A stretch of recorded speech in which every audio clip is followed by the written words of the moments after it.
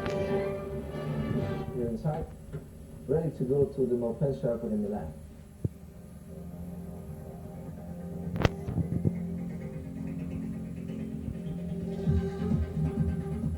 Usually in the factory, before we arrive at the Grand Prix, we try to simulate the circuit with computer simulation and try and work out for the situation a starting base setup.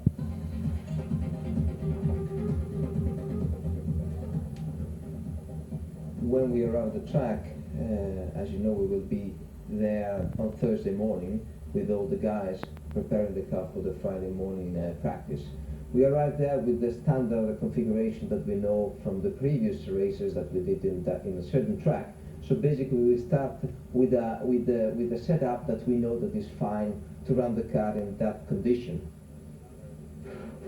In terms of the car, we'll have a pretty good idea from previous years what sort of setup we want. So we'll have the springs or all bars of dampers that we think we need.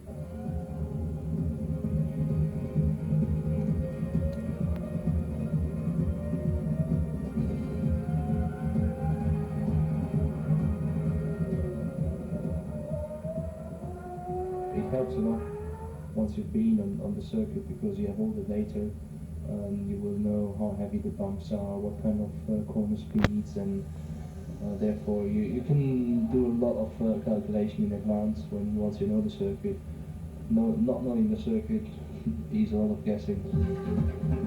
On Thursday, we have a meeting with the press, with our partners, and of course technical meetings to prepare the car for the Friday pre-practice.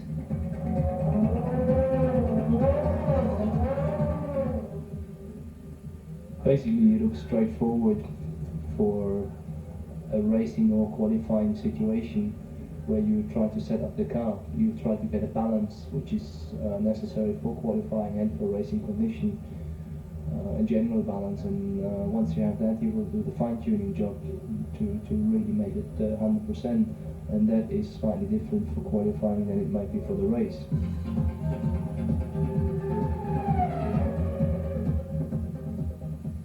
Simply you can may feel the modification you've done to the car, and you can judge properly by time what it has done for the various sections, and you will have a total lap time in the end, but you will notice what it was good for, what it was bad for, and maybe you can find an alternative situation where you can keep the good things and resolve the bad things.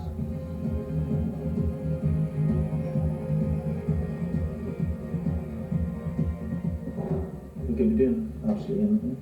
You know, checking the fuel load, see what difference the time difference is because of a certain amount of fuel, checking the degradation of the tires. After and between practice, we have technical meetings where we lots of minutes, one after the other, until late in the evening. Saturday in the morning, we start very early with a technical debrief. Then we have free testing, again debrief, and then qualifying. And just before qualifying, we have to choose between hard and soft tire compounds. First of all, you've got to decide whether it's 1 lap or 2 laps on the tyres, because sometimes the tyres are better on their second lap. If they're better on their second lap, you get 3 runs basically in qualifying. If it's a 1 lap run, you get 4 runs, because we're limited to 12 laps overall. Normally you put new tyres on, you've no fuel in for qualifying. Car changes a bit, so you might need to tune it a little bit in.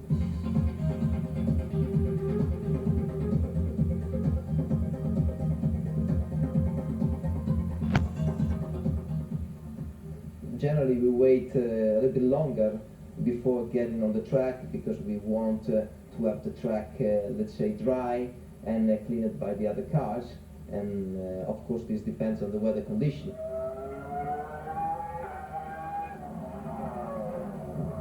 In my experience, I wouldn't say that I ever had a perfect lap where there was everything used 100%. I mean, you find out that you You can use the tire a little bit different. You have somewhere a tent with you. If you try again, you could do better, and you will do better in that section, but you may lose it somewhere else. As you're so close to the limit, it is so little nuance which you don't see. I mean, you don't know about. For you, it looks like a perfect lap, but inside the cockpit, you know there could have been a little bit faster. But I guess that's for everyone.